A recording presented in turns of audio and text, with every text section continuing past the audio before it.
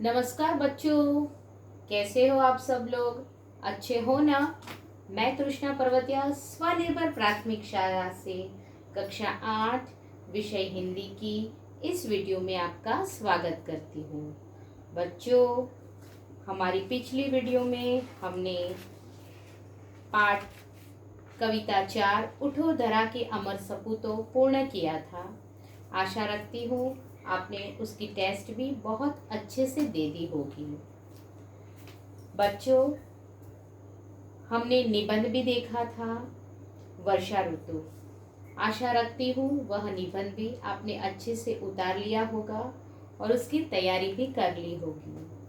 आज हम हमारी इस वीडियो में पाठ 5 सवाल बालमन के जवाब डॉक्टर कलाम के हमारे नए पाठ की शुरुआत करेंगे।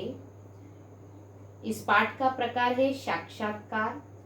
तो चलो बच्चों, अब हम हमारे नए पाठ की शुरुआत करते हैं। पाठ 5 सवाल बालमन के जवाब डॉक्टर कलाम के। बच्चों, यहाँ आप चित्र तो देख ही रहे हो। प्रश्नोत्तर शैली में प्रस्तुत यह साक्षात्कार डॉक्टर अबुल पाकीर जैनुलाब्दीन अब्दुल कलाम से बच्चों की बातचीत पर आधारित है। यह बातचीत तब संपन्न हुई थी जब डॉक्टर कलाम राष्ट्रपति पद पर आसीन थे। वे बच्चों की जिज्ञासाओं का तुरंत उत्तर देने के लिए सदैव तत्पर रहते थे। बच्चों, हमारे पाठ की ओर आगे बढ़ने से पहले आज हम पहले अब्दुल कलाम के बारे में थोड़ी जानकारियां प्राप्त करेंगे। बच्चों, यहाँ आप जो तस्वीर देख रहे हो वह हमारे प्यारे डॉक्टर अबुल पाकीर जैनुलाब्दीन यानी डॉक्टर APJ अब्दुल कलाम की तस्वीर आपको यहाँ दिखाई दे रही है। चलो बच्चों, उनके बारे में कुछ जानते हैं। उनका पूरा नाम अब्दुल पाकीर जैनुलाब्दीन अब्दुल कलाम है। वे मिसाइल मैन के नाम से प्रसिद्ध हैं। वे भारत के भूतपूर्व राष्ट्रपति थे। दक्षिण भारत में रामेश्वर नामक एक कस्बा, वहां वो रहते थे। उनका जन्म 15 अक्टूबर 1931 को हुआ था। उनके परिवार की स्थिति सामान्य थी और उनके पिता नाविक थे। अंग्रेजी, गणित, विज्ञान और तमिल उनके प्रिय विषय थे। बच्चों, उन्होंने भौतिक शास्त्र में स्नातक तक की पढ़ाई की। उनकी रुचि इंजीनियरिंग में थी। वे एरोनॉटिकल इंजीनियर बने। बच्चों, डॉक्टर कलाम ने विमान और रॉकेट बनाने की तकनीक सीखी। उन्होंने भारत सरकार के कई संस्थानों में काम किया। तरह तरह की मिसाइल बनाने में उन्होंने कुशलता प्राप्त की। बाद में उन्होंने पृथ्वी, आकाश, अग्नि आदि कई मिसाइल बनाए। इस तरह उन्होंने शत्रु के परमाणु हमलों से भारत को मजबूत सुरक्षा प्रदान की। डॉक्टर कलाम स्वभाव से बहुत नम्र और सहनशील व्यक्ति थे। उनका जीवन बहुत सादा था। वे तीव्र गति से काम करने में विश्वास करते थे। वे कहते थे, सपने देखो और उन्हें साकार करो। 27 जुलाई 2015 को Indian institute of management Shillong में वे व्याख्यान दे रहे थे।